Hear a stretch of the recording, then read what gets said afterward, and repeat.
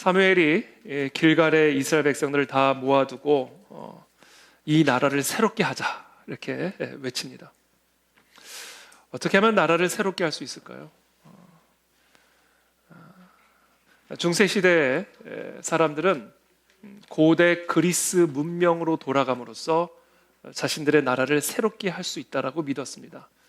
그것이 바로 르네상스, 다시 태어나자, 이 나라를 새롭게 하자. 그리고 그들의 표현은 아드 폰테스, 근본으로 돌아가자였습니다. 그들이 거기서 말하는 근본이라는 것은 고대 그리스 문명, 그동안 1000년 동안 잊어버렸던 고대 그리스 문명을 의미합니다. 그게 바로 다시 태어나게 되는 르네상스 운동의 핵심이죠. 그러나 그와 같은 타락한 중세 교회 시대 가운데 소수의 종교 개혁가들의 눈에는 고대 그리스 문명으로 돌아간다고 해서 이 중세 시대가 새로워질 수 있다고 믿지 않았습니다. 그들의 눈에 보기에는 그들이 돌아가야 할 근원은 바로 오직 말씀, 오직 은혜, 오직 믿음으로 돌아가는 것뿐이었습니다. 그와 같은 오직 하나님께로 돌아가자라고 하는 아드폰테스, 동일한 구호를 내어들고 그 나라와 시대를 새롭게 하기 위한 종교 개혁을 위해서 헌신을 하게 됩니다. 그들이 바로 프로테스탄트들이고요. 바로 그와 같은 자들의 후예가 정말 중세 시대에 비교할 수 없을 만큼 타락하고 참혹한 땅이었던 이 조선 땅에 들어오게 됩니다. 저는 이 나라가 새로워질 수 있는 비결, 우리가 이 나라를 새롭게 하자라고 했을 때는요, 지금 6위의 국력을 가진 이 나라가 2위로 올라가자, 그런 의미가 아닙니다. 지금보다 더 잘 사는 나라가 되자, 더 부유하고 더 강력한 나라가 되자는 의미에서 이 나라를 새롭게 하자가 아닙니다. 여러분, 우리가 지금 이 나라를 새롭게 하기 위해서 필요한 것은요, 바로 우리의 정신이 새로워져야 됩니다. 우리의 마음이 새로워져야 됩니다.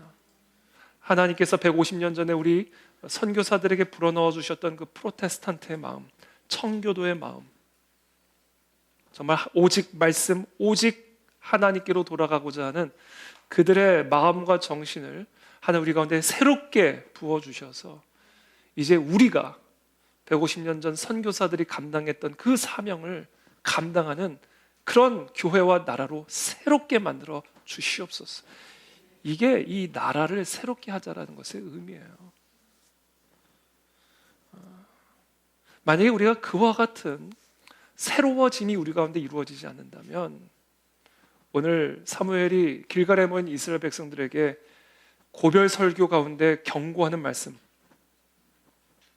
너희는 여호와께서 너희를 위하여 행하신 그 큰 일을 생각하여 오직 그를 경외하며 너희의 마음을 다하여 진실히 섬기라. 만일 너희가 여전히 악을 행하면 너희와 너희 왕이 다 멸망하리라.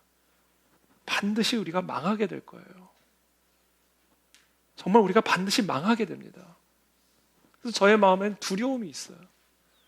하나님, 정말 우리가 하나님께서 이 나라 이 민족을 이렇게 선택하셨고 선교사들을 보내셔서 이렇게 놀라운 위대한 역사들을 우리 가운데 보여주셨는데 하나님께서 너희를 위하여 행하신 그 큰 일을 우리가 더 이상 생각하지 않고 오직 그 여호와 하나님만을 두려워하지 않고 그 여호와 하나님만을 진실되게 섬기지 않는다면 하나님이 반드시 우리를 멸망시키신다라고 말씀하셨는데 하나님, 이제 이 땅의 모든 교회와 그리스도인들이 새로워지게 도와주십시오. 하나님이 이 민족을 위해서 행하신 그 큰 일을 다시 생각하게 하여 주시고 그 여호와 하나님을 두려워하며 섬기며 우리에게 맡기신 그 시대적인 사명을 과거의 선교사들이 우리를 위해 감당했듯이 이제 우리의 북한 동포들과 저 아프리카와 아시아와 남미에 있는 수많은 잃어버린 가난 가운데 저주 가운데 있는 영혼들을 위해 헌신하며 달려나아갈 수 있는 그런 교회와 나라로 새롭게 하여 주시옵소서. 이것이 우리들의 기도입니다. 그래서 저는 지난 3주간, 오늘을 포함해서 지난 3주간 이 민족을 위해서 행하신 그 큰 일들을 여러분들과 나누는 시간을 가진 거예요. 하나님이 어떤 일들을 우리 가운데 행하셨는지 그걸 우리가 다시 생각하고 그래서 이 민족을 이렇게 만들어주신 그 여호와 하나님께로 돌아가는 그분만이 우리의 생명의 근원이요 축복의 근원이요 권능의 근본이라는 사실을 깨닫고 아드 폰테스, 여호와께로 돌아가 다시 태어나는 르네상스의 시대를 여는 그런 은혜가 우리 모두에게 있게 되기를 축복합니다. 그것이 제가 지난 3주간 윌버포스 아카데미를 여러분들과 함께 이 자리에서 나눈 이유입니다. 그래서 오늘 마지막으로 다시 한번 이 개신교 선교사들이 1880년대 조선에 들어왔을 때 이 조선의 상황은 어떤 상황이었고, 그리고 그런 상황 속에서 이 선교사님들이 어떤 개혁들을 이루어감으로 오늘날에 우리가 이렇게 되었는지, 여호와께서 행하신 큰 일들을 우리가 함께 나누면서 생각하는 그런 시간들을 여러분들과 함께 갖고자 합니다.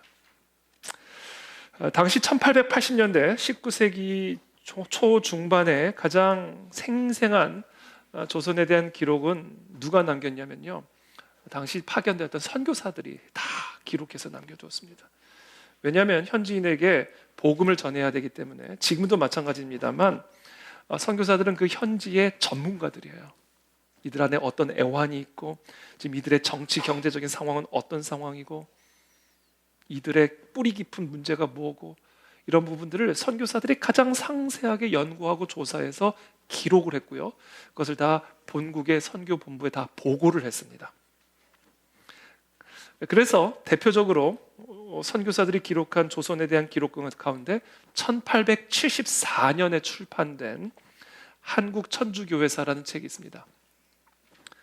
이 책은 프랑스의 샤를르 달레라는 천주교 신부가 1836년에서 1863년까지 본인이 직접 조선에 오지는 않았지만 조선에서 선교 활동을 벌였던 프랑스의 많은 천주교 선교사들의 보고서와 편지들을 잘 정리를 해서 쓴 책이에요. 그래서 이 책은 특별히 19세기 초 중반에 조선 사회를 엿볼 수 있는 가장 중요한 역사적인 사료들입니다. 자, 개신교 선교사들의 그 기록 가운데는요, 대표적인 것이 이사벨라 비숍, 이분은 영국의 선교사이자 이제 여행가인데요, 이분이 기록한 조선과 그 이웃들이라는 책입니다. 아주 상세한, 특별히 19세기 이후, 갑신정변 이후에 조선 상황에 대해서 상세하게 기록을 하고 있고요. 또 다른 개신교의 기록은 릴리아스 언더우드 목사님의 사모님입니다. 이분은 의사셨는데요, 이분이 이곳에서 머물면서 상투자비와 함께 산 15년이라는 제목의 보고서를 기록합니다. 이 릴리아스 언더우드와 이 언더우드 목사님은 1889년에 한양에서 결혼을 합니다. 1889년 3월 14일에 결혼식을 하고 바로 신혼여행을 떠나는데, 바로 그 신혼여행을 떠나는 모습을 사진으로 촬영한 거예요. 신의주 지역과 평양 지역으로 선교여행 답사를 떠납니다. 신혼여행이 선교지 답사 여행이었어요. 이제 그런 과정에서 많은 것들을 보고 느낀 점들을 기록한 보고서가 지금까지 잘 보존되어 있습니다. 자, 이런 사료들을 토대로 재구성해보는 19세기 조선의 현실은 한마디로 아비규환의 생지옥입니다. 이것을 영어로 표현하면 hell.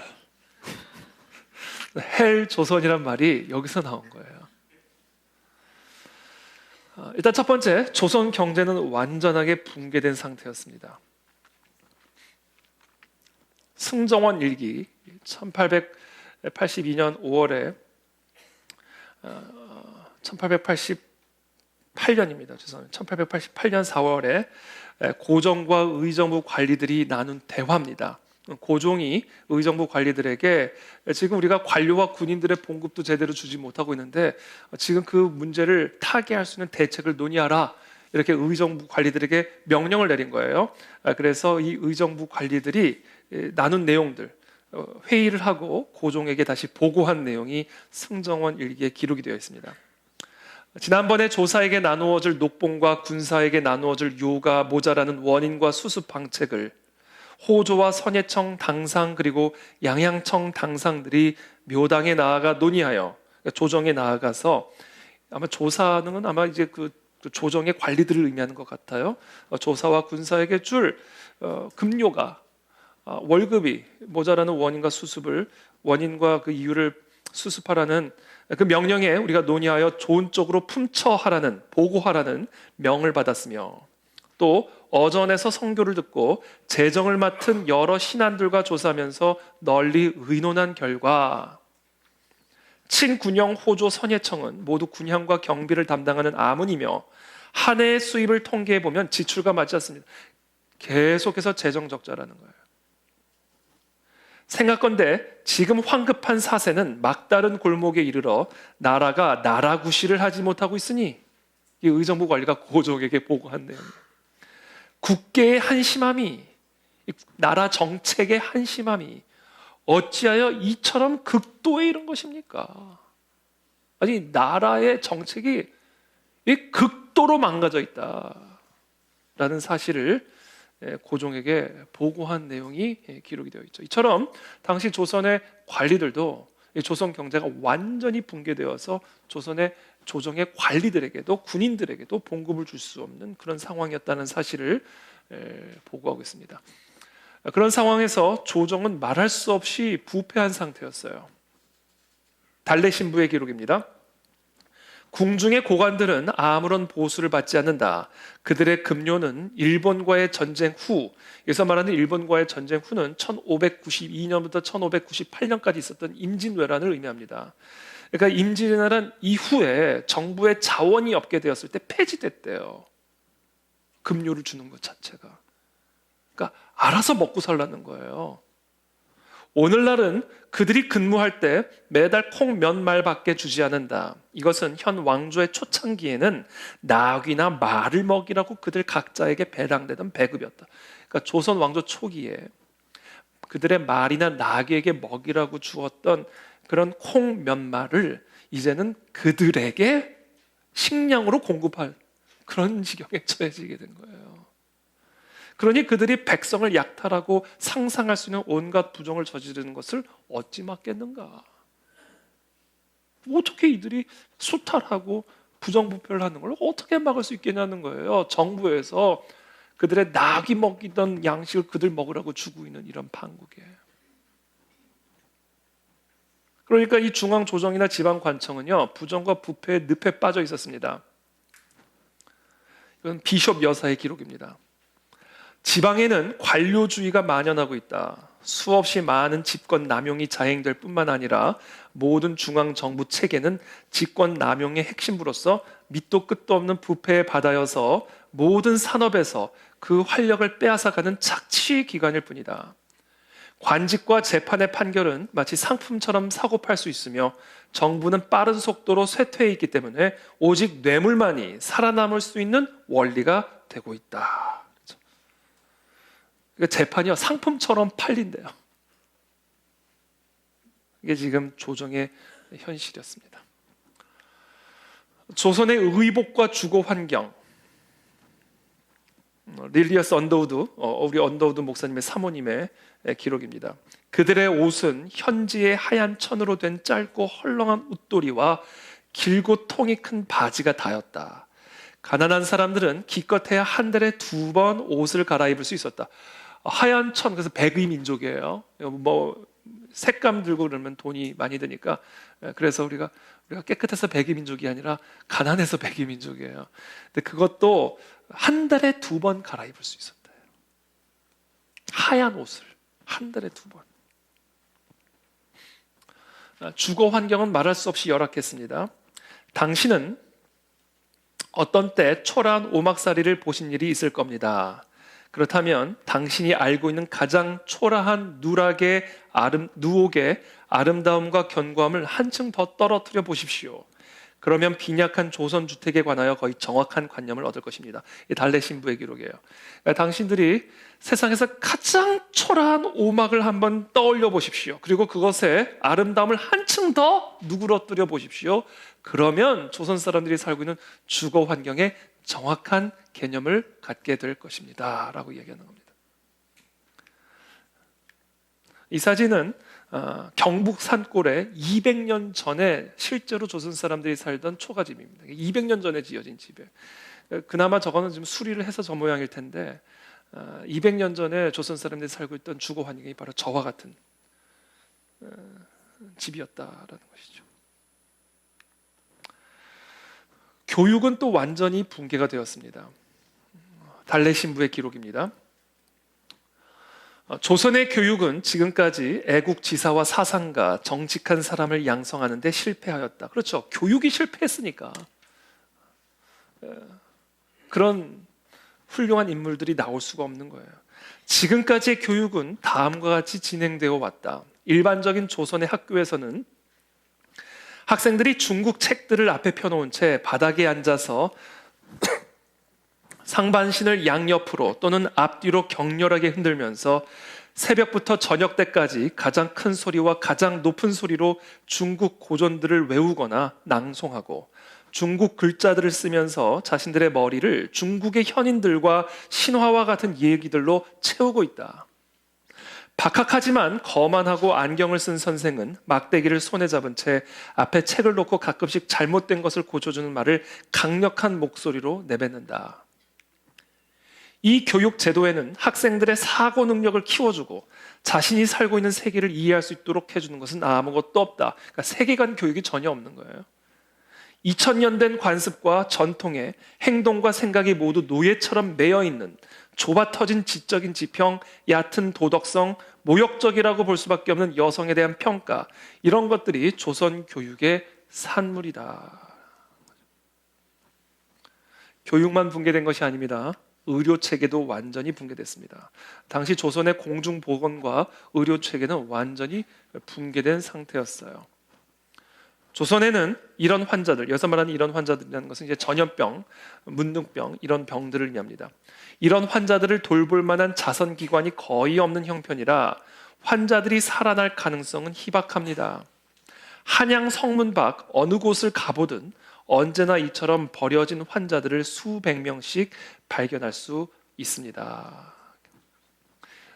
과거 조선에도 이렇게 오늘날로 따지면 약국과 같은 병원들이 있어서 허준이 일했던 곳이 제 기억 이름이 정확하다면 활인서일 거예요. 활인서. 지금 을지로역 앞에 그 터만 지금 남아 있는데 비석 같은 거 하나만 세워져 있는데 그런 곳들이 있었지만 그것이 18세기, 19세기 폐지가 다 돼버립니다. 특히 19세기 다 폐지가 돼버려요.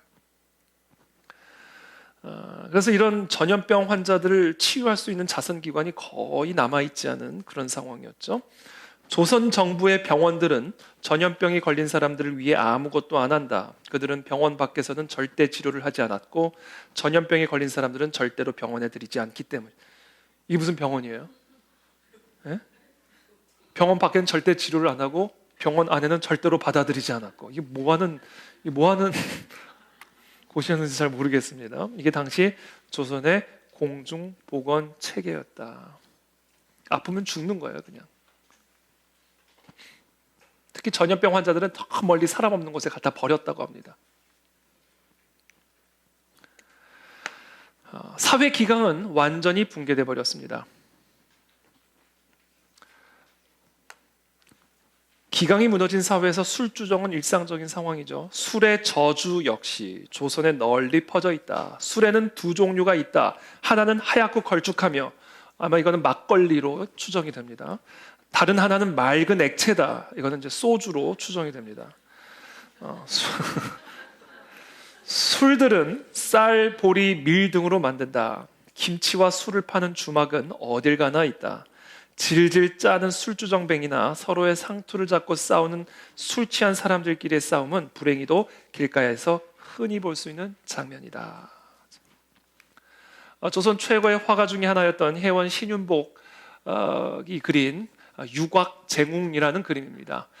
쟁웅이라는 것은 이제 수컷끼리 싸운다라는 의미고요. 유곽이라는 것은 이제 술집을 의미합니다. 그러니까 술집 앞에서 지금 기생 한 명을 두고 남자들이 싸운 거예요. 쟁탄, 그러니까 수컷끼리의 싸움, 쟁웅입니다.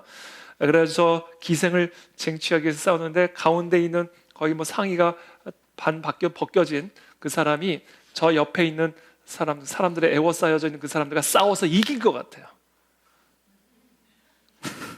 그래가지고 지금 저 가운데 있는 사람은 아주 의기양양하고 옆에 이제 옷 이렇게 주섬주섬 있고 옆에 있는 사람들이 이렇게 이제 정신 차려라 돌봐주는 약간 그런 상황 가운데 있는 것처럼 봅니다. 그러니까 이게 당시 한양 길거리에서 흔히 볼 수 있는 주막의 그리고 그 앞거리들의 풍경이었다라는 것이죠.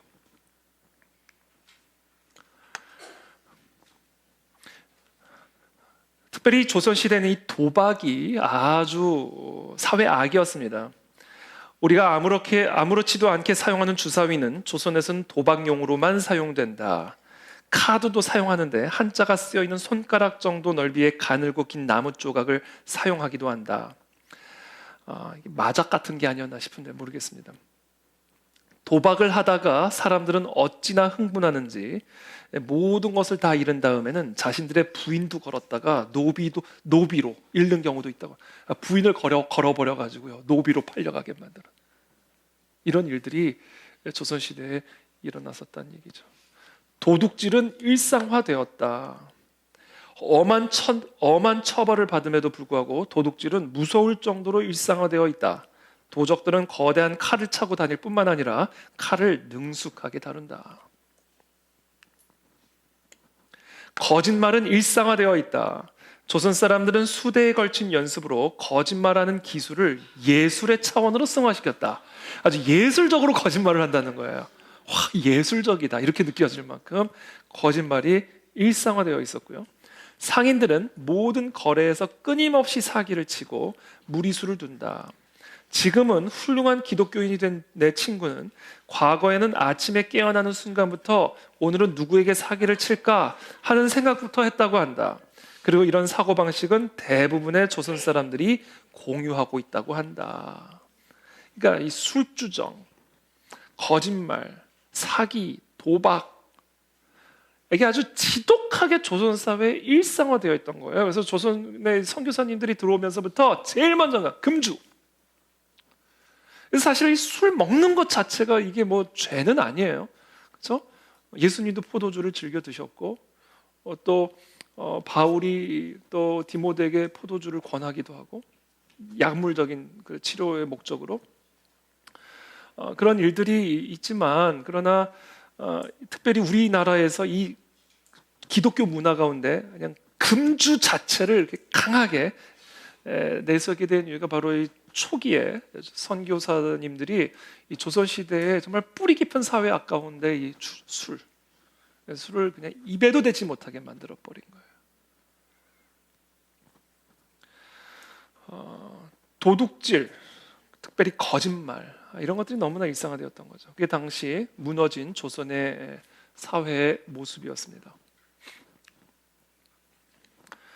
조선 여성의 처지는 전혀 저렇지 않았습니다. 조선 여성의 처지는 한국 사람들이 조선을 연기하는 거고요. 조선의 처지는 바로 이랬죠. 아시아의 다른 나라들에서와 같이 이것은 조지 허버 존스라고 하는 분의 기록입니다. 아시아의 다른 나라들에서와 같이 조선에서도 풍속이 무섭게 부패해 있으며 그 필연적인 결과로 여성의 보통 처지는 불쾌하리만큼 천하고 열등한 상태에 놓여 있다. 여자는 남자의 반려가 아니고 노예에 불과하고 쾌락이나 노동의 연장에 불과하며 노동의 도구라는 거예요. 쾌락과 노동의 도구라는 겁니다. 법률과 관습은 여자에게 아무런 권리도 부여하지 않고 말하자면 아무런 정신적 존재도 인정하지 않는, 그러니까 정신적인 존재로 인정하지 않는다는 거예요. 그러니까 사람으로 인정하지 않는다는 얘기입니다. 한마디로 얘기하면 남편이나 부모의 지배 아래 있지 않는 여자는 누구나 주인 없는 짐승처럼 먼저 차지하는 사람의 소유물이 된다는 것은 널리 인정되고 법정에서도 공인된 원칙으로서 논박하려고 생각하는 사람은 아무도 없다. 왜 우리가 길 가다가 길 잃어버린 고양이나 강아지나 이런 거 그냥 데려오잖아요. 그런 것처럼 남편이 없거나 부모가 없는 그런 여자들은 그냥 데려다가 가면 돼요. 그냥 데려가면 되는 거예요. 내 거야, 그냥 내 거. 그 당시에 과부, 고아의 처지가 어땠는지. 그러니까 이스라엘에서도 과부도 마찬가지예요. 당시 이 과거에 남편이 없거나 부모가 없는 여자는요, 그냥 길가에 내버려진 짐승과 똑같은 취급을 받았더라.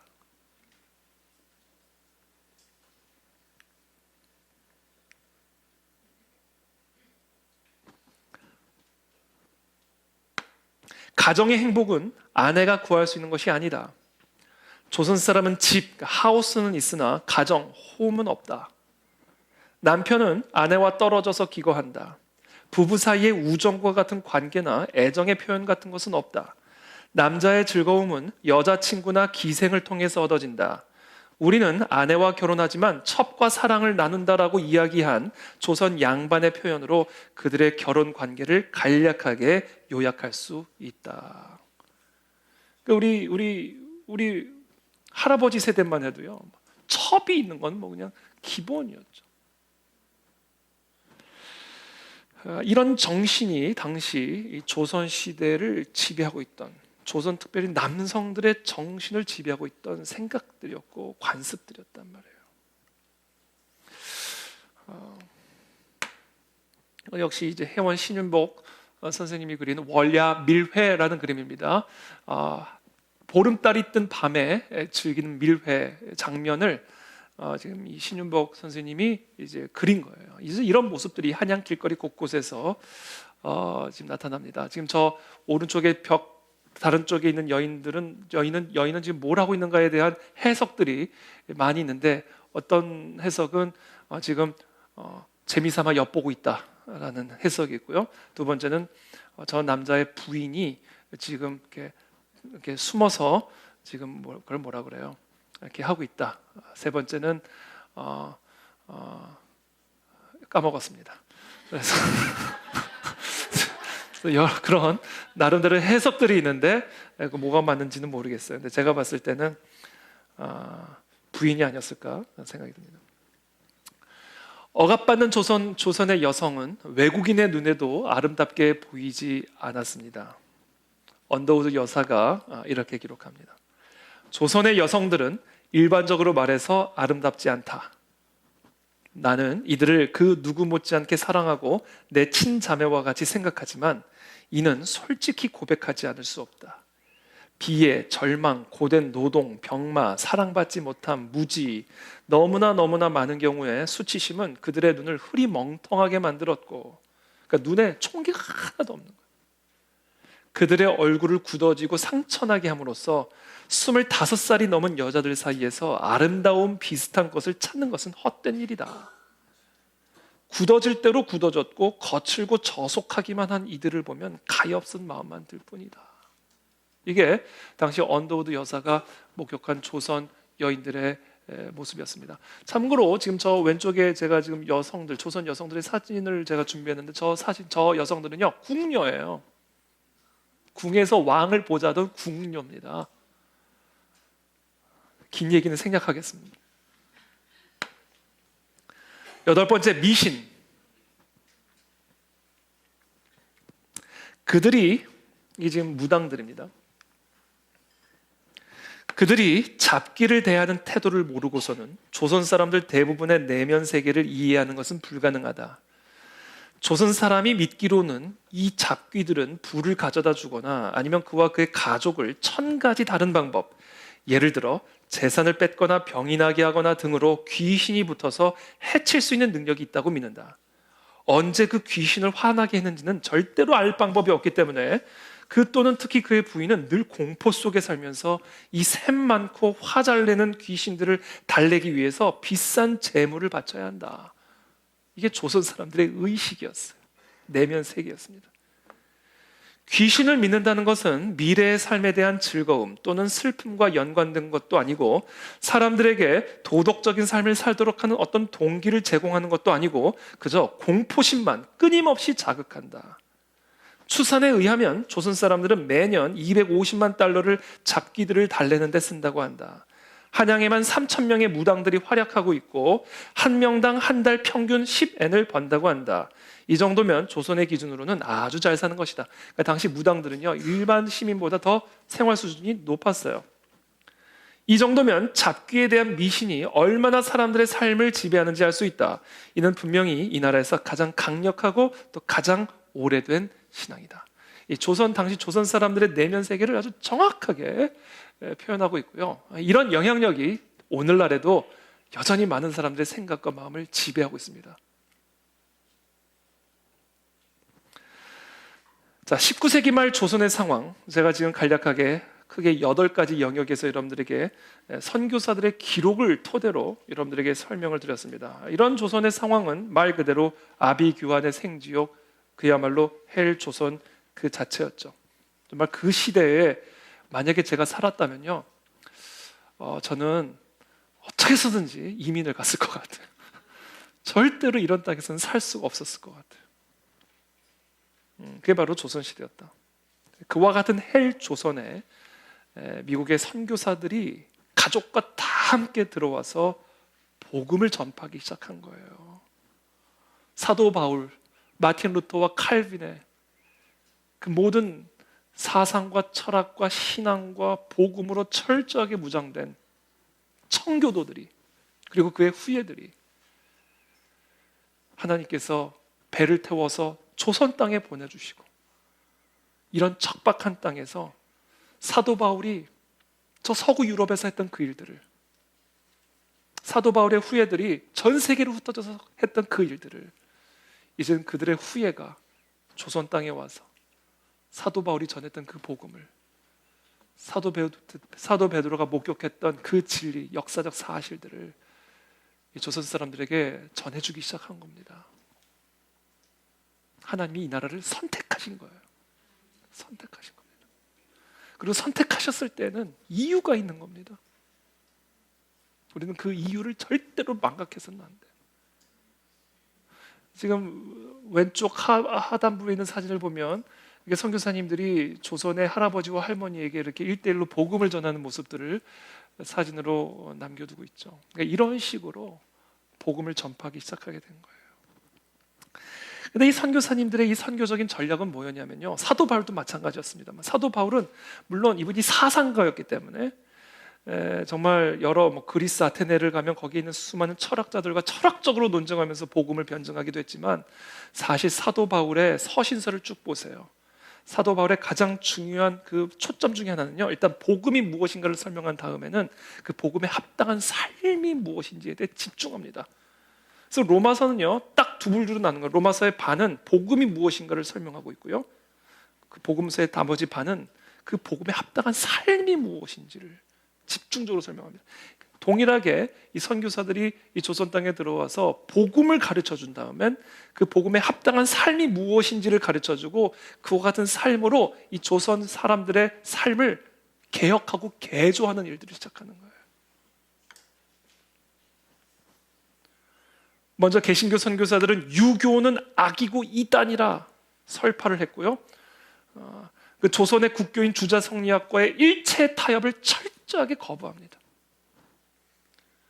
특별히 개신교 선교사들은 주자 성리학적 질서의 주축이었던 제사 제도를, 이거는 귀신을 숭배하는 우상 숭배로 간주하고 철저하게 근절시킵니다. 문명의 대충돌이요, 세계관의 대전쟁이에요. 또한 선교사들은 조선 사회의 봉건적 신분 질서를 공격합니다. 신분, 성별, 나이를 불문하고 모두 다 같은 장소에서 설교를 듣게 했고, 찬송가를 부르게 했고, 성경을 읽고 간증과 토론을 하도록 했습니다. 특별히 예배를 시작하기 전에 양반 교인들에 대해서는 먼저 인간은 하나님 앞에서 다 평등하다는 사실을 고백하게 했고, 자신이 특권을 누려온 신분제를 스스로 비판하게 했어요. 예배 시작하기 전에 이렇게 한 거예요. 예를 들면 양반들 다 일어나세요. 그동안 당신들이 누려온 신분제를 비판하십시오. 그리고 모든 인간은 하나님 앞에서 평등하다는 사실을 먼저 입으로 고백하십시오. 그리고 예배를 시작했다는 얘기예요. 이와 같은 사상 세계관의 개혁을 시작한 거예요. 그래가지고 다 신분과 상관없이 교회 안에만 들어오면 형제님, 자매님, 이게 여기서부터 시작이 된 겁니다. 양반과 쌍놈, 천민으로 구분되었던 신분제도가 다스리던 사회 속에서 교회에서만큼은 다 형제가 되고 자매가 된 거예요. 그러니까 1884년에 이루어진 이 갑신정변, 물론 3.1천하로 끝났지만 이 갑신정변은요, 일본의 메이지 유신을 모델로 삼은 조선의 엘리트층, 지식인들이 주도했던 위로부터의 혁명이었어요. 그러나 그것은 3일 만에 실패하고 말죠. 반면에 개신교 선교사들의 혁명은 그런 엘리트층, 지도자층이 아니라 평민과 천민과 여성, 조선 주류에서 철저하게 소외된 사람들을 상대로 하는 아래로부터의 혁명이었습니다. 그래서 철학적이거나 신학적인 이론 대신에 의료와 교육을 통한 자선사업, 제사철폐, 신분차별철폐와 같은 이런 삶의 모든 근본적인 삶의 일상들을 개조하는 이와 같은 개혁을 통하여 결국 개신교는 조선사회의 혁명적인 삶의 변화를 가져오게 되었고, 주자 성리학적인 봉건주의 사회 질서에서 기독교를 기반으로 한 근대 사회로 이양하는 촉매 역할을 이 선교사들이 이 땅에서 행하게 된 겁니다. 이것이 바로 하나님께서 이 땅에서 행하신 크고도 위대하신 일입니다. 그래서 저는 오늘 이 선교사님들이 이 땅에서 크게 세 가지 영역에서, 말할 수도 없이 더 많이 있지만 크게 세 가지 영역에서 어떤 개혁과 변화들을 일으켰는지에 대해서 여러분들과 간략하게 나누도록 하겠습니다. 첫 번째는요, 근대 의료입니다. 몇 주 전에 제가 말씀드렸지만 1885년에 조선의 첫 서양식 근대 병원인 광해원이 탄생하게 된 배경을 제가 2주 전에 여러분들에게 설명을 드렸죠. 이 광해원이 1885년 4월 10일에 알렌 박사를 통해서 처음 조선에 세워지게 됩니다. 알렌이 1886년에 작성한 조선 정부병원 제1차 연도 보고서에 따르면 광해원은 개원 후 첫 1년 동안 무려 1460명의 양반과 평민들을 치료했다고 합니다. 그러니까 하루 평균 365로 나누면 하루 평균 300명 이상의 환자들이 광해원에 몰려들었다는 이야기예요. 얼마나 많은 사람들이 몰려들었다는 얘기예요. 그렇죠? 광해원이 세워지고 나서 1년하고 2달 후에 시병원이 개원합니다.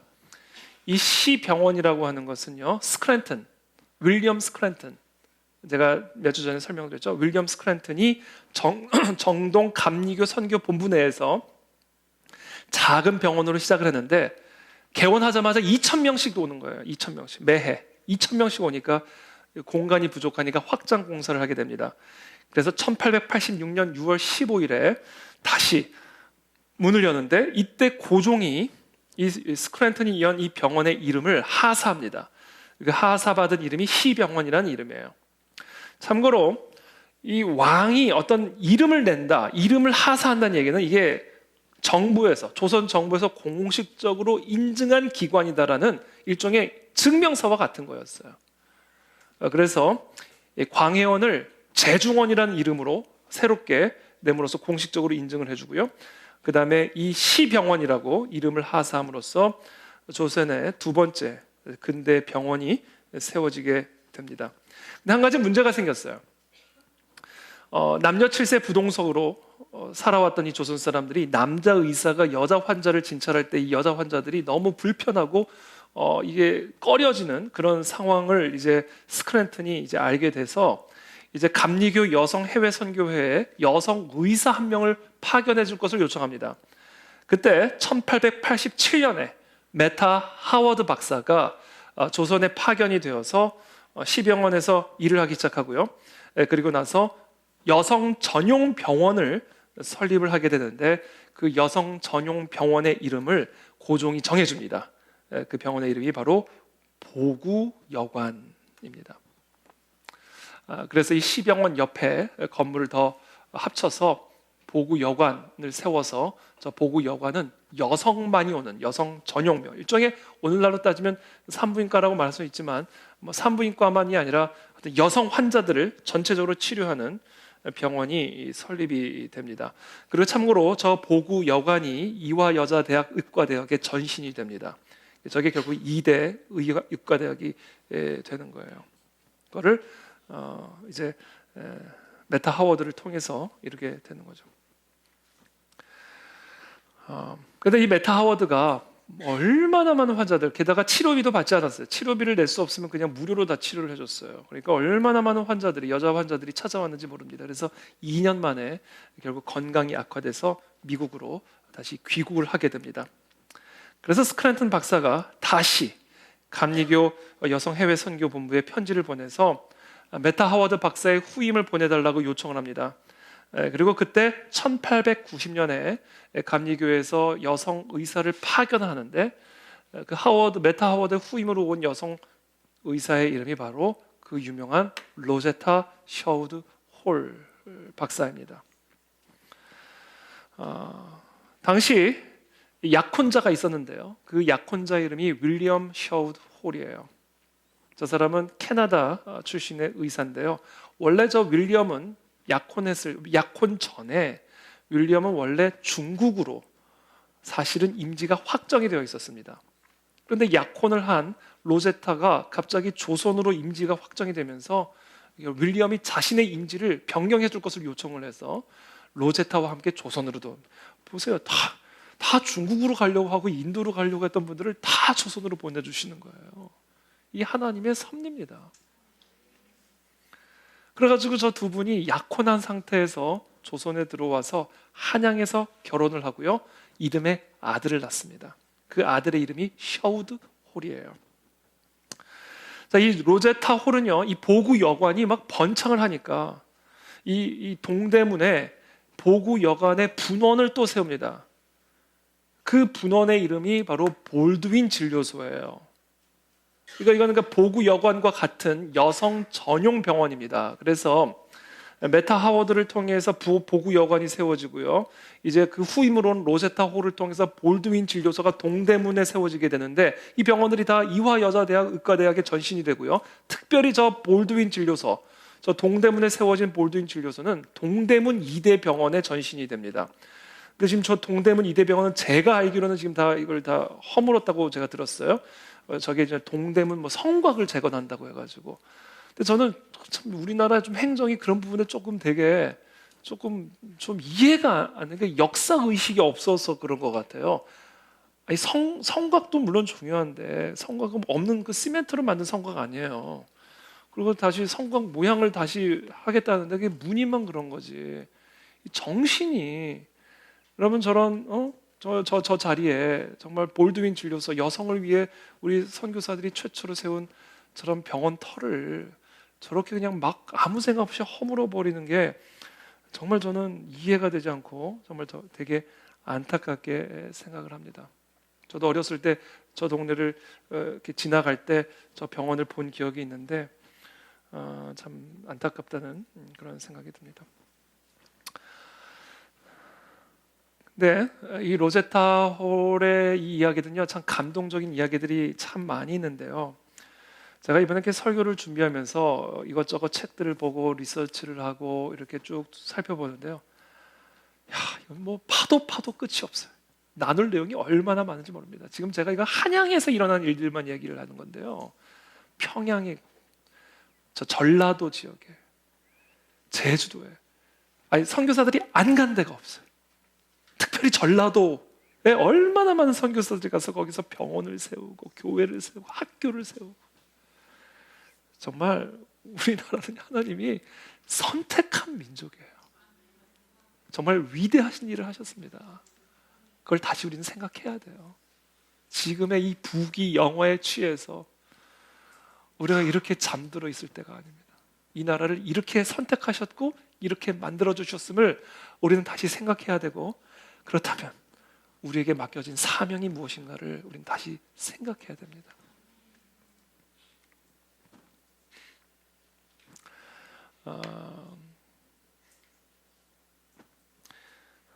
조선에 이제 윌리엄 홀과 들어와서, 남편과 들어와서 결혼을 하고 이제 이렇게 활기차게 사역을 하고, 특별히 윌리엄 홀은 평양에 진료소를 세워서 평양을 많이 왔다 갔다 했어요.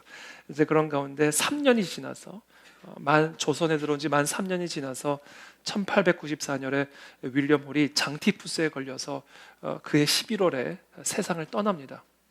결혼한 지 3년 만에 남편을 잃은 거예요. 그래서 남편이 병사할 당시 임신 7개월이었어요. 로제타 홀은. 그래서 먼저 낳은 그 셔우드 홀 아들 첫째 아들과 함께 고향인 뉴욕 리버티로 다시 귀향을 해서 거기서 귀국한 지 4일 만에 딸 이디스 마가렛을 낳습니다. 둘째 딸입니다. 서 있는 여자애가. 그리고 2년 반을 미국에서 지내면서 조선 선교를 위한 강연회를 했고요. 모금 활동을 벌였고요. 동시에 남편 윌리엄 홀의 전기를 미국에서 씁니다. 그리고 나서 다시 1897년에 다시 조선으로 저 두 아이를 데리고 돌아옵니다. 그리고 남편이 죽은 그 땅에서 다시 의료 선교를 이어갑니다. 그런데 그렇게 1897년에 조선으로 돌아오고 나서 1년이 채 안 돼서 자신의 둘째 딸 이디스도 죽어요. 병에 걸려서. 그러나 그 후에도 조선을 떠나지 않고 1917년까지 평양에서 한양에서 의료 선교를 지속합니다. 이게 로제타 홀의 말년의 가족 사진이에요. 자, 가운데 서 있는 성인이 바로 첫째 아들 셔우드 홀이고요. 앉아 있는 젊은 여성이 셔우드 홀의 아내 로제타의 며느리고요. 그리고 두 아이들은 그 셔우드의 두 아들 로제타의 손주들입니다. 셔우드 홀, 저 아들이요, 조선 회상이라고 하는 자서전 같은 책을 쓰는데요. 자신이 조선에서 있었을 때 모든 일들을 회상하면서 쓴 기록입니다. 그때 저 책에 보면 어머니 홀, 로제타가 얼마나 오랜 시간 동안 잠잘 때마다 가위에 눌려서 고생을 했고 얼마나 자주 밤중에 깨어서 혼자 흐느껴 울었는지 모른다, 이렇게 기록을 합니다. 보통 고통 속에서 조선의 선교 사명을 이어간 게 아니에요. 선교 사역하다 남편 죽었죠. 딸 죽었죠. 그 속에서 저 어린 아들 하나를 데리고 저 젊은 여성이 평양과 한양을 오가며 치료비도 받지 않고 수많은 조선의 여성들을 치료해주고 이런 놀라운 헌신과 수고의 열매로 오늘날 우리가 이렇게 살게 된 겁니다. 1897년 2월에 평양에서 최초의 근대식 병원을 로제타가 개원을 합니다. 그리고 자신의 남편의 이름을 기념하는 의미로 기홀 병원이라고 이름을 지어서 평양의 최초의 근대식 병원을 로제타가 세웁니다. 뿐만이 아닙니다. 로제타는 맹인 노아 학교를 설립하고요. 점자를 도입을 하고요. 그래서 한글용 점자를 개발하고요. 그래서 우리나라 조선에서 최초로 근대식 장애인 교육에도 첫 발을 내딛게 됩니다. 어린이 병동을 설립하고요. 또 서울 경성 여자의학 전문학교를 설립합니다. 그래서 여자 의사들을 양육하고 훈련시키기 시작한 거예요. 이게 첫 여자 의대예요. 그리고 저 경성 여자의학 전문학교가 바로 고려대 의과대학의 전신이 됩니다. 그리고 아까 말씀드린 것처럼 동대문 병원, 현 이화여대 부속병원, 전신인 볼드윈 진료소를 또 세우고요. 이게 한 여인이 이 땅에서 행한 놀라운 선교 사역의 열매들입니다. 그래서 이 땅에서 그렇게 평생을 수고한 선교사로 정말 생명을 걸고 수고한 이 로제타 홀은요, 1910년 스코틀랜드 에딘버러 세계 선교사 대회에 참석을 합니다. 그때 평양 대부흥의 주역 중에 한 사람이던 마펫 선교사님과 함께, 제가 알기로는 언더우드 목사님도 이때 함께, 그래서 1910년 에딘버러 세계 선교사 대회에 참석합니다. 오늘날로 따지면 로잔 대회와 같은 세계 선교사들 대회입니다. 저기 참여를 해서 마펫 선교사님 같은 경우는 지금 평양에서 일어난 놀라운 영적 각성 운동들에 대해서 나누기도 하고요. 그리고 그래서 이 선교사님들이 이 조선에서 일어나고 있는 이런 일들을 세계 선교사 대회에서 보고하면서 저 에딘버러에 참석했던 수많은 각국의 선교사들이 조선의 선교사들을 파견하고 조선 선교에 더 박차를 가하는 그런 놀라운 일들, 놀라운 조선 선교에 또 한 획을 걷는 그런 기폭제 역할을 했던 게 바로 1910년 에딘버러 세계 선교사 대회입니다.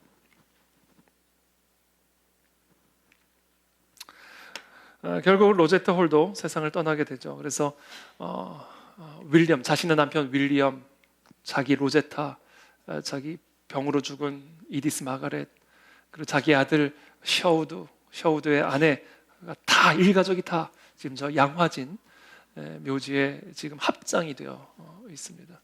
그래서 저는 한번 우리 저 양화진 성지순례를 한번 좀 다녀왔으면 좋을 것 같아요. 그래서 한번 계획을 가고 싶은 데가 지금 얼마나 많은지 몰라요. 로마도 가야 되고요, 독일도 가야 되고, 양화진도 가야 되고, 근데 가장 가까운 양화진부터 다녀와야 되겠다는 생각을 좀 하게 됐습니다.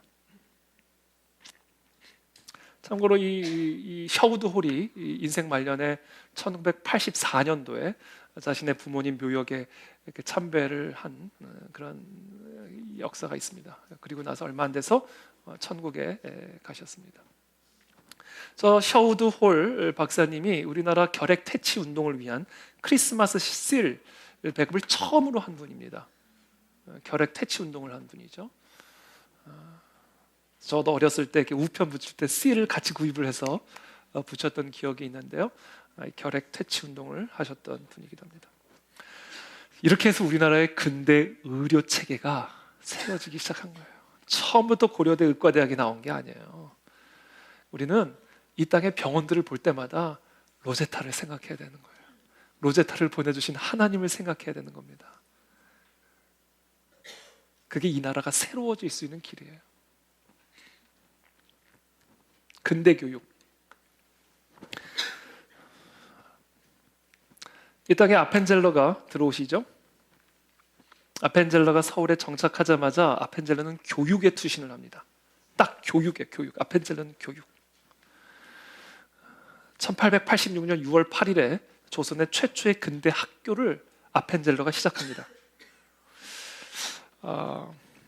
그리고 1887년에 고종이 현판을 기록을 해서 배제학당이라는 이름을 내려주죠. 저 배제학당은 지금 건물이 지금도 남아 있습니다. 그래서 박물관이 되어 있어요. 그래서 우리가 이게 조선시대 초기 교회사 성지를 배제학당도 한번 가보고 양화진도 한번 가보고 한번 투어를 한번 좀 계획을 좀 해보면 좋을 것 같습니다. 근데 참 저희 윌버포스 크리스천 스쿨이요, 저 배제학당을 사실은 모델로 하고 있습니다. 저 배제학당 지금 여러분 저 사진에 보면 잘 보이지 않지만 배제학당의 입구 위쪽에 성서처럼 성서 모형이 있어요. 저희가 그 성서 모형을 그대로 따가지고 우리 윌버포스 크리스천 스쿨의 로고에 딱 박아놨습니다. 그러니까 배제학당, 우리가 추구하는 그 모델이 바로 배제학당. 거기서 자유를 가르쳤고요, 인권을 가르쳤고요, 성경적 세계관으로 무장시켰고요. 그게 바로 아펜젤러가 이 땅에서 와서 한 일입니다. 근데 참 공교롭게도 그해 여름 1886년에 배제학당을 개교하는데 그해 여름에 콜레라 전염병이 창궐 해가지고요, 많은 사람들이 죽고요, 사회가 공포에 떨었을 때 그때 학교를 시작해요. 그때 30명 정도 되는 학생이 등록을 합니다. 근데요, 제가 억지로 배제학당과 자꾸 우리 학교를 연계하려는 게 아니라 우리 학교도 2021년에 개교를 할 때요, 코로나가 극성일 때였어요. 극성일 때. 그래가지고 이거 학교를 시작할 수 있겠냐? 이거 보통 많은 말들이 있었던 게 아니에요. 근데 그때 저하고 아내는요, 확실히 진짜 하나님의 일이구나. 정말 이게 하나님이 이 학교를 통해서 정말 놀라운 일을 하실 것이다라는 확신을 갖고 2021년 그 코로나가 한창일 때, 모이지도 못하게 할 때, 그때 우리 윌버포스 크리스천 스쿨을 시작하게 됐습니다. 하여튼 이건 개인적인 얘기고요. 그리고 저 배제학당에서 이승만이 이제 배출이 됩니다. 그렇죠? 서자필이 교사로 오고요. 이승만이 당시 다닐 때 배제학당의 전체 단체 사진이고요. 저기서 이승만이라는 학생이 장차 대한민국의 초대 대통령이 될 걸 누가 상상이나 했겠어요. 그러니까 그냥 하나님이 하라는 대로만 하면요, 거기서 놀라운 일들이 일어나요. 저는 우리 윌버포스 크리스천 스쿨을 위해서 통해서도 놀라운 하나님의 일들이 일어날 거 저는 확신합니다. 의심하지 않아요, 저는.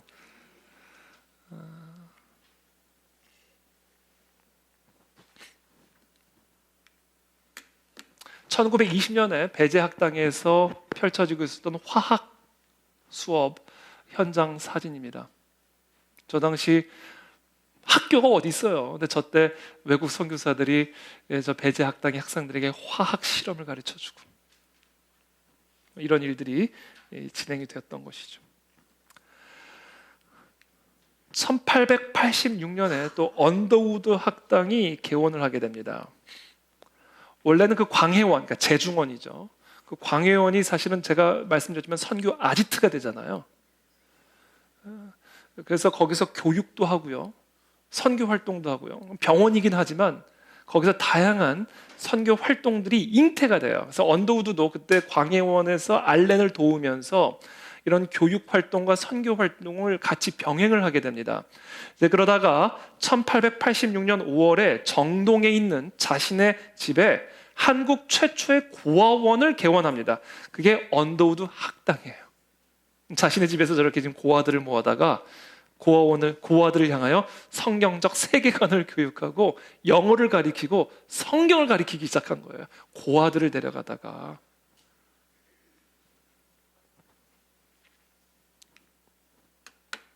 언더우드의 일기입니다. 이 고아원에는 약 25명의 남자아이들이 수용되어 있습니다. 그들은 방을 치우기도 하고 자기 먹을 음식을 마련하기도 하면서 학교 운영에 필요한 일들을 많이 하고 있습니다. 자치를 훈련시키고 있는 거예요. 자기 방을 치우게 하고 자기가 먹을 음식을 직접 마련하게 하고 학교 운영에 필요한 일들을 명령하고 시키고, 스스로 한 번도 자치라는 것을 배워보지 않았던 이 고아들이, 길바닥에서 살던 이 고아들을 데려다가 스스로 먹고 스스로 일하고 스스로를 다스리는 자치를 훈련시키기 시작한 거예요. 그들은 새벽 3시 반에 일어나서, 저는 이 학교 못 갑니다. 새벽 3시 반에 이 게으른 조선 민족들. 여러분,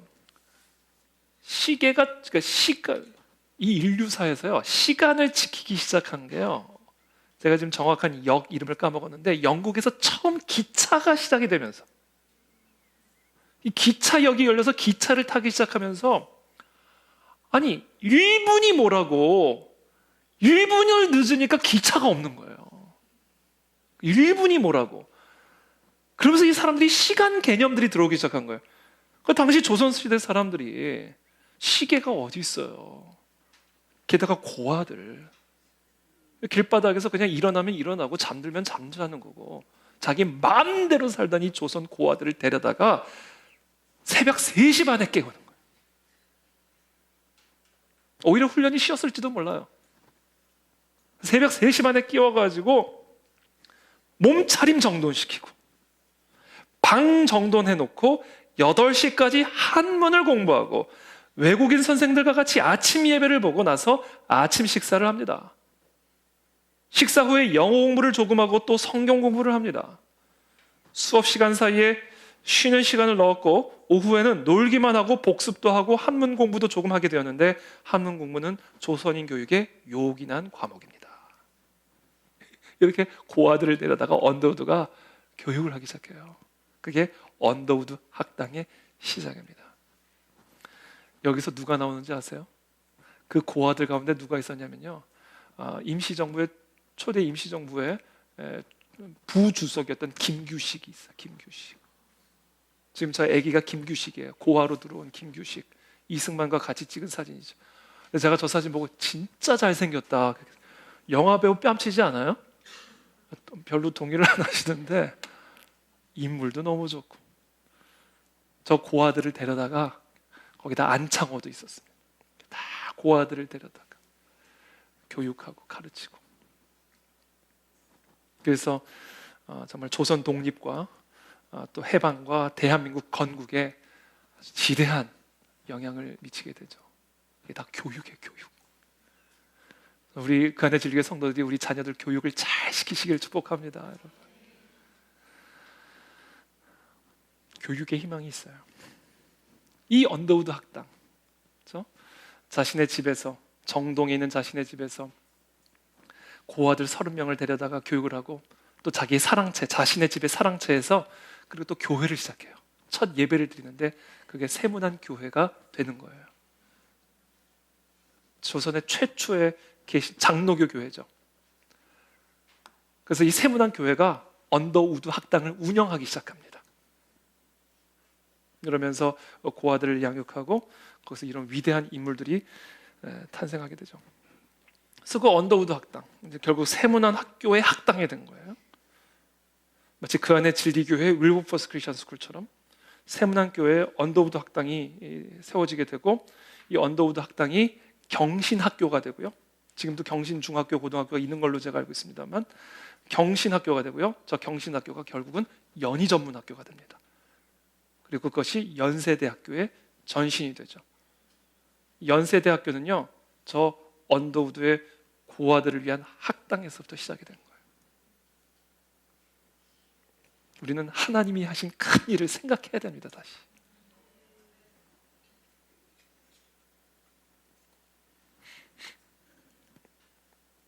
제가 지난주에 제가 새벽에도 잠깐 나눴지만 연세대학교 학부모 기도회를 갔는데, 학부모들이요 다 이렇게 모여서 자신들의 자녀들과 다음 세대들을 위해서 기도를 해요. 얼마나 제가 감동이 됐는지 모릅니다. 그래서 제가 거기서 우리 학부모들에게 설교를 하면서 하나님이 연세대를 세우셨다. 그래서 대한민국의 최고의 명문대로 만들어주셨다. 그렇다면 진짜 이 연세대학교가 정말 그와 같은 최고의 명문대로 남아있으려면 더 훌륭한 대기업 임원이 나오고, 훌륭한 사업가가 나오고, 훌륭한 학자가 나오고, 훌륭한 의사가 나오고, 물론 그것도 중요하지만 진짜 연세대학교가 지금도 명문인지 아닌지를 확인할 수 있는 기준은 과연 지금 연세대학교에서 언더우드 같은 인물이 나오고 있는가를 우리가 확인해야 된다. 과연 오늘날 이 이화여자대학교에서 메리 스크랜튼 같은 여사가 지금 나오고 있는지를 확인해야 된다. 언더우드 다음이 이 연대 안에 있느냐, 스크랜턴의 그 다음이 지금 이화여자대학교에 있느냐. 만약에 그 다음이 없다면 우리는 절대로 연세대학교와 이화여자대학을 명문으로 불러서는 안 된다. 그래서 제가 거기 우리 모여있는 우리 학부모들에게 여러분들의 자녀들이 언더우드가 되기를 기도하십시오. 그렇게 기도의 방향을 설정하십시오. 그렇게 말씀드렸어요. 무엇을 하든 언더우드의 정신들이 우리 다음 세대들에게 흘러들어가게 도와주옵시고, 어디에서 무슨 위치에 있든 하나님께서 스크랜턴 여사에게 불어넣어 주셨던 그 정신을 오늘날 이 땅에 수많은 하나님의 자녀들에게 불어넣어 주셔서 이제 그들이 조선을 위해서 했던 일을 이제 우리가 이 세상을 위해서 행할 수 있도록 하나님 역사하여 주시옵소서.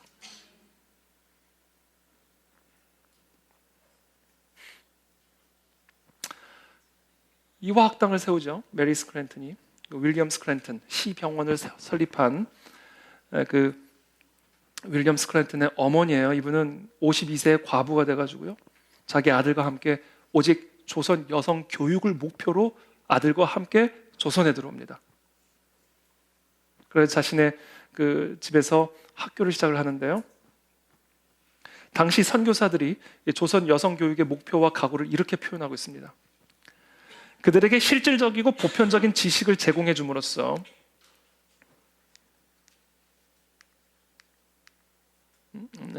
제가 그냥 읽어드릴게요.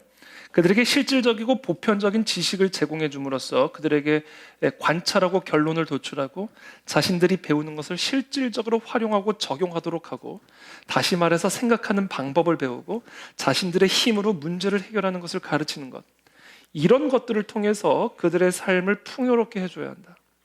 수대에 걸쳐 굳어진 관습을 극복하고 여자아이들과 그들의 친구들에게 그들이 여자임에도 불구하고 공부를 한다는 것이 말이 된다는 것을 설득하고 용기를 북돋아 주는 것은 쉬운 일이 아닐 것이다.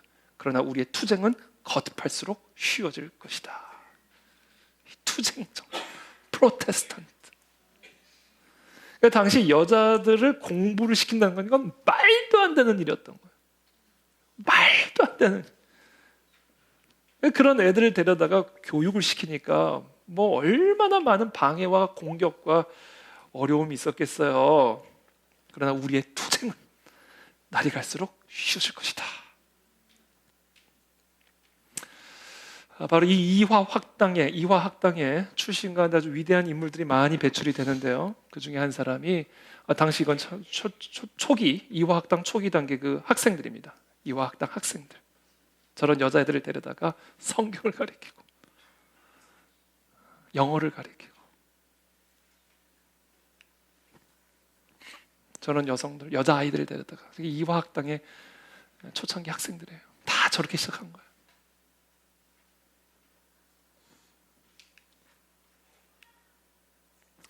위대한 인물이 나오죠. 바로 유관순 열사입니다. 저 단체 사진을 보시면 가장 우측에 두 번째 줄에 가장 우측에 서 있는 여자아이가 유관순입니다. 그리고 오른쪽의 사진은 3.1 운동 이후에 형무소에 투옥이 되어서 고문을 받아가지고 얼굴이 퉁퉁 부어있는 그런 모습이죠. 참 가슴이 아픈 얼굴의 모습입니다. 18살에 죽어요. 이게 이화학당에서 배출한 인물입니다. 조선의 독립을 위해서 18살, 제 딸보다도 지금 제 딸 또래 되는 거예요. 저렇게 고문을 받아가지고 얼굴이 퉁퉁 부어서 나라와 민족을 위해서 자신의 몸을 던진 여인, 이화학당에서 나온 여인들입니다. 과연 이화여자대학교에서 지금 이런 여성들이 나오고 있는가? 연세대학교에서 과연 이런 학교들, 아니 모든 이 땅의 교회 가운데 과연 이런 인물들이 나오고 있는가를 우리는 다시 생각해야 돼요. 이 이화학당에서 나온 또 다른 인물을 한 명 제가 더 소개하고 싶은 분이 있는데 이분은 이제 김점동이에요. 김점동. 당시 여성들은요 이름도 없었어요. 오죽하면 고종 황제의 아내 왕비인데도 민씨죠. 민씨. 이게 이름이 없어요. 민씨, 민비 이름 아세요? 몰라요 저도. 저는 민비가 이름인 줄 알았어요. 이름이 없어요. 여성 이름을요 뭐 마음대로 줬어요. 점동. 사람 이름 가지고 뭐라 그럴 건 아니지만 딸 이름을 점동이라고 짓기는 어려운데 이름이 점동이에요. 점동이. 그러니까 정말 어떻게 보면 괄시받는 그런 집안에서 태어난 보잘것없는 여자 아이였어요. 근데 이 점동이가 로제타를 만나요. 로제타를 만나기 전에 먼저 이화학당에 들어갑니다. 이화학당에 들어가서 성경을 배우고 영어를 배우고 그러다가 로제타를 만나요. 로제타가 보구여관에서 또 볼드윈 진료소에서 이렇게 진료를 하고 수술을 할 때 지금 점동이는 지금 이화학당에서 영어를 배웠거든요. 그래가지고 통역을 시킨 거예요. 로제타가 들어다. 통역을 시키고 이런저런 심부름을 시키는데 보니까 이게 명석해. 똑똑한 거예요. 영어도 곧잘하고. 그렇게 해서 자기 보조로 보군여관에서 저 김점동을 계속해서 일을 시키다가 얘를 의사를 만들어야 되겠다 이렇게 생각을 합니다. 1891년 3월 29일에 로제타가 일기를 씁니다. 나는 그녀에게 최선을 다해 모든 것을 가르쳐주고 싶다. 그리고 그녀가 계속 이 길을 간다면 적당한 때 미국에 보내 학위를 받게 하는 것도 현명한 처사라 생각된다. 물론 지금 관습으로는 그녀가 외부에서 일을 할 수 없지만 그냥 이곳 병원 내에 남아있기만 한다 해도 더 바랄 게 없겠다. 그러면 그녀 자신은 물론이거니와 다른 이들을 훈련시키는 사역에도 큰 도움이 될 것이다. 전지하신 하나님께서 이 일에 관여하셔서 그녀와 우리를 인도해 주시기를 기도한다. 참 아름다운 기도죠. 1896년 로제타는 바게스터를 후원금을 모금해서 미국에 보내 볼티모어 여자 의과대학에서 의학 교육을 받게 합니다. 그리고는 이분이 김점동이 미국 가기 전에 이름을 바꿔요. 자신의 남편 성을 따서 박, 그리고 이름은 에스더로 바꿉니다. 그래서 박에스더가 됩니다. 그래서 이 박에스더가 조선 최초의 미국에서 의학 공부를 하고 미국 의사 면허를 취득한 조선 최초의 의사가 되고요. 그리고 조선에 들어와서 보군여관에서 함께 의사 활동을 하게 됩니다. 사실 우리나라 최초의 의사는 서재필 박사입니다. 미국에서 처음으로 의사가 된 조선 최초의 인물이 서재필인데, 서재필은 조선에서 의료 활동을 하지는 않았어요. 교육을 전념했고 독립운동을 했죠. 그런데 조선에서 미국 면허를 가지고 조선에서 의료 활동을 한 최초의 의사이자 여성 의사는 바로 저 바게스터 김점동입니다. 이화 학당이 배출한 여인이죠. 안타깝게도 1900년에 조선에 귀국을 해서 10년 동안 의료 활동을 하다가 결핵에 걸려서 34살의 젊은 나이에 세상을 떠나게 됩니다. 거기에 너무 안타까워서 이 로제타 홀의 아들 셔우드가 결핵 퇴치 운동을 시작한 거예요. 여러분, 이 교육이 이렇게 이루어지니까 이제 신분 제도가 서서히 허물어지기 시작한 거예요. 아니, 뭐 여자가 의사가 되고, 여자가 의사가 되잖아요. 양반이면 뭐해요? 미국에서 의사가 돼서 들어왔는데, 백정의 아들이 막 의학을 공부해서 의사가 되고, 막 이러니까 기존의 이 신분제도, 이 조선의 봉건적 신분제도가 큰 타격을 입기 시작하는 거예요. 그래서 자연스럽게 이 신분제도가 서서히 허물어져 내리기 시작하게 되는 겁니다. 세뮤얼 목사는 1892년에 한양에 도착하자마자 조선어를 배우기 위해서 곤당골 지역에 거주를 하기 시작합니다. 이 곤당골이라는 게 지금의 종로 지역의 관철동, 뭐 이런 인사동 이 지역이래요.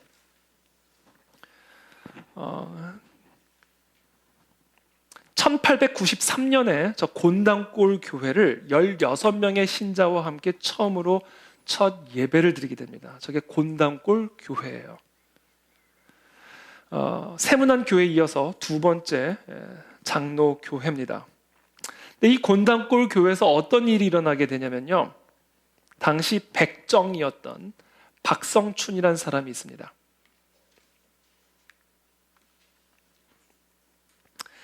지금 백정의 모습이에요. 박성춘의 사진은 아니고요. 당시 조선시대 백정. 당시 백정은요, 천민보다도 더 아래 계급이었고요. 어린 애도 반말을 할 수가 있었어요. 뺨을 때려도 백정은 아무 대꾸도 할 수 없었습니다. 그만큼 이 백정이라는 신분은 이 천민보다도 낮은 최하의 신분이었어요. 근데 그런 백정이었던 박성춘이 자기 아들인 박봉출을 교회에 보냅니다. 근데 박봉출이 교회를 가서 이제 이런저런 것들을 배우고 오니까 박봉출이 자기 아버지를 또 전도를 하기 시작해. 난 교회 안 간다. 이제 그러고 있는데 어느 날 이 박성춘이 장티푸스에 걸려요. 당시 장티푸스에 걸리면 죽을 수 있는 병입니다. 윌리엄 홀도 장티푸스에 걸려서 죽었잖아요. 박성춘이 장티푸스에 걸려요. 그 사실을 세뮤얼 모어 목사가 알게 됐고, 그 세뮤얼 목사가 광해원에 에비슨 박사를 불러옵니다. 여러분, 이 올리버 에비슨이면 누구예요? 광해원의 의사, 어의, 임금님을 고종과 민비를 치료하는 어의예요. 근데 그 어의가 백정을 치료하기 위해 온 거예요. 백정의 집에. 이 박성춘이 자기가 아프면서도, 아니 이게 도대체 무슨 일이냐, 아니 어떻게 어의가 백정을 치료하러 올 수가 있냐. 근데 이 박성춘이 결국은 이 에비슨 박사의 치료로 완치를 받아요. 그래가지고 곤당골 교회를 출석을 하기 시작하고요, 이 곤당골 교회에서 입교를 받아요. 그러니까 세례를 받아요. 세례를.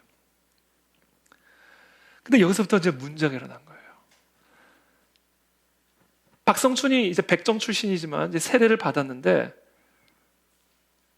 그 곤단골 교회 안에 있었던 양반들이 참다 아무리 그래도 어떻게 내가 백정과 예배를 같이 드리냐, 이것만큼은 정말 안 됩니다 목사님.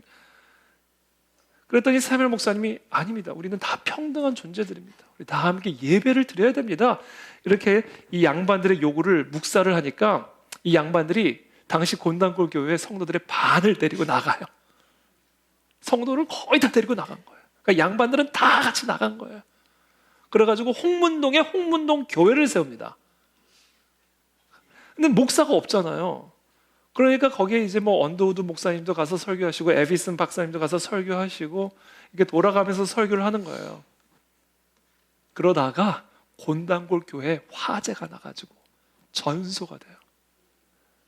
그래가지고 이 홍문동 교회 성도 양반들이 곤단골 교회 성도들을 다 와, 우리 교회로 다 와라, 다 받아줍니다.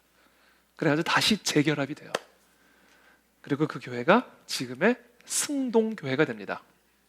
저 승동교회 지금도 있습니다. 인사동에 가면 승동교회가 있어요. 저 지역이 다 곤단골 백정들이 모여 살던 지역입니다.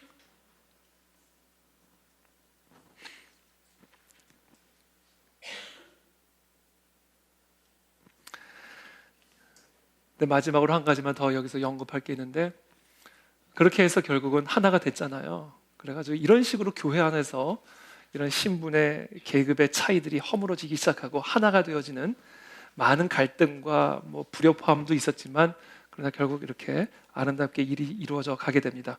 근데 그런 가운데 이 박성춘이라는 인물이 참 대단한 인물이, 하나님이 특별하게 사용하신 인물인데, 이 박성춘의 아들, 백정의 아들이잖아요. 이 박봉출이요, 결국은 세브란스 의과대학의 제1회 졸업생이 됩니다. 그래서 우리나라 조선에서 최초로 조선의과대학을 졸업한 첫 번째 의사 중에 한 사람이 돼요. 이게 제1회 세브란스 의과대학 졸업사진이에요.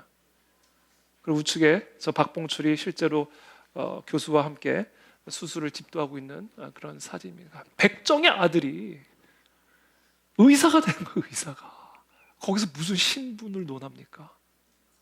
교육의 힘이에요. 그래서 이런 교육의 근대화를 통해서 이제 봉건적인 조선의 신분 질서가 서서히, 여러 갈등과 아픔은 있었지만 교회 안팎에서 서서히 이루어져 가게 되는 것을 보게 됩니다. 자, 이런 식으로 해서 조선의 근대화가 일어나게 되는 거예요. 여러분, 우리가 이제는 이 땅에 세워진 수많은 학교들, 병원들, 지금 우리가 누리고 있는 이 놀라운 문명들, 성공을 바라볼 때요, 우리는 바로 이와 같은 역사를 바라보면서 하나님이 이 민족을 위해서, 우리를 위해서 행하신 그 큰 일을 다시 생각해야 됩니다, 여러분. 그게 이번 제 3주간의 이 윌버포스 아카데미의 이유고 목적이었어요. 그 생각이 새로워져야, 그렇다면 하나님이 왜 우리를 선택하셨을까? 하나님이 이 마지막 때에 이 민족에게 주신 사명이 있기 때문이구나.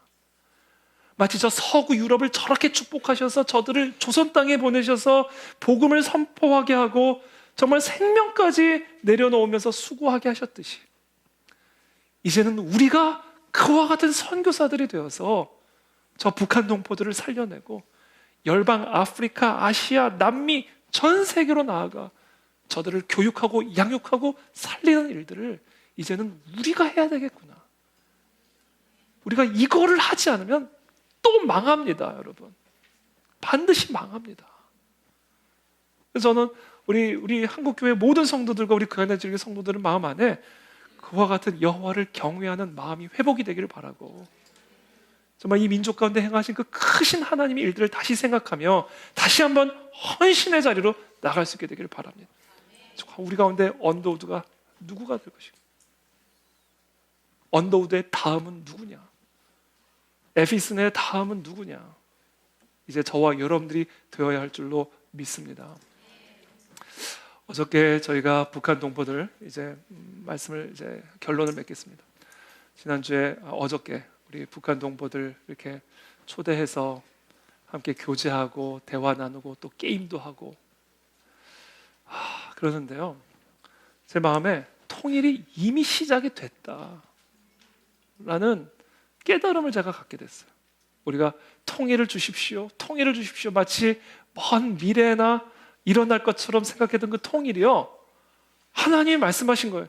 이미 시작이 됐다, 태희야. 그러므로 그 통일을 누려라. 그리고 그 통일을 위해 일하라. 이미 통일은 시작이 됐어요, 여러분. 어제 오신 분들은 다 느끼셨겠지만 이미 이 땅의 통일이 이루어졌습니다. 제가 그동안 착각했어요. 통일이 아직 안 이루어진 것으로 착각을 했는데 제가 어제 깨달았어요. 통일은 이미 이루어졌어요. 완성이 아직 안 됐을 뿐입니다. 그래서 이제 우리가 과거에 100여 년 전에 선교사들이 우리 조선 땅에 와서 우리를 위해서 그 행한 그 일을 이제는 이 땅에 자기 힘으로 스스로 생명을 걸고 찾아온 우리 북한 동포들을 위해서 우리가 할 수 있는 일들을 최선을 다해야 되고, 더 나아가 저 북조선의 복음화를 위해서 또 우리가 할 수 있는 일들을 최선을 다해서 기도하고 헌신해야 됩니다. 뿐만이 아닙니다. 아시아, 아프리카, 남미, 정말 죽어가고 있고 정말 조그만 치료로도 살아날 수 있는 아이들이 죽어가는 저 땅에 우리가 복음을 들고 그들을 책임지고 양육할 수 있는 선교적인 사명을 감당해야 돼요. 저는 그래서 컴패션 이번에 다녀왔는데 컴패션하고도 아주 긴밀하게 협력할 겁니다. 그래서 우리가 함께 이 선교적인 사명을 우리 그 안에 진리게 감당한다면 하나님이 얼마나 기뻐하실까. 저는 우리 교회가 지금 우리 교회에 여러 숙제들이 많아요. 이사도 해야 되고, 그렇죠? 뭐 이런저런 문제도 해결해야 되고. 근데 저 그거 하나도 이제 염려하지 않기로 했어요. 그냥 이 사명만 염려하기로 생각했습니다. 그럼 하나님이 다 주실 거고 다 하실 거예요.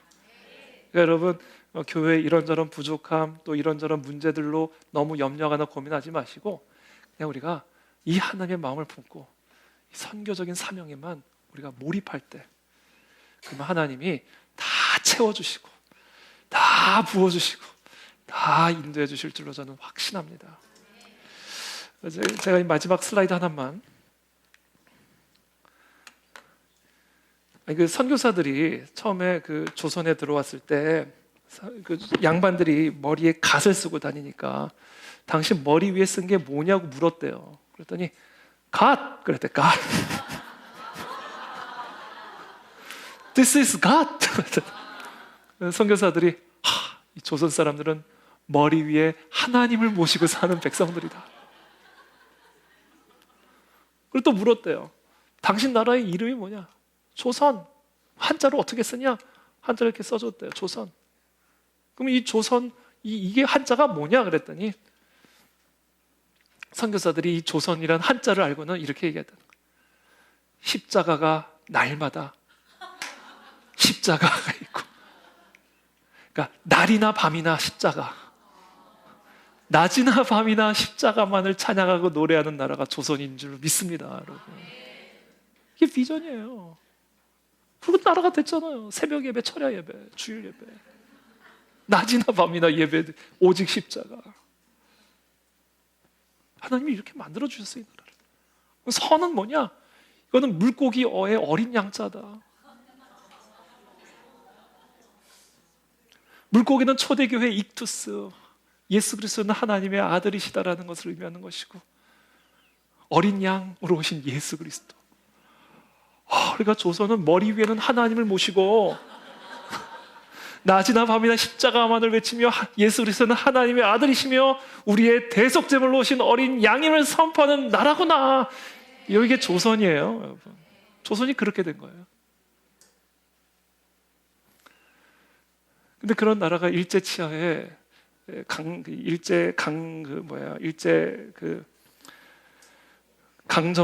감사합니다. 강점기를 겪잖아요. 그때 우리 조선의 국호가 뭐로 바뀌는지 아세요? 이 역사의 섭리가 놀랍습니다. 초센으로 바뀝니다. 초센. 이게 조선의 일본식 발음이에요. 그래서 그 철자가 CHOSEN이 돼요. 초센이에요. 그 일제 강점기 기간에 우리 조선의 정식 국호였습니다. 서구의 선교사들이 조선에다고 하더니 국호를 쓰는데 초순으로 쓰는 거야. 초순. 그러니까 이게 하나님의 섭리입니다, 여러분. 이거 하나 우습게 생각하지 마세요. 조선이 초센으로 고통과 흑암의 시기, 초센징으로 살아가는 하나님이 그 시간을 통해서 우리를 선택받은 민족으로 세우셨고 이 놀라운 일들을 행하셨습니다. 그래서 조선이 초슨, 선택받은 민족으로 하나님 우리를 부르신 겁니다. 우리를 선택하셨을 때는 사명이 있는 거예요. 그것을 위해서 우리가 달려나가는 이 시대의 언더우드가 되기를 바라고 스크랜턴이 되기를 바라고 축복합니다. 함께 기도하겠습니다.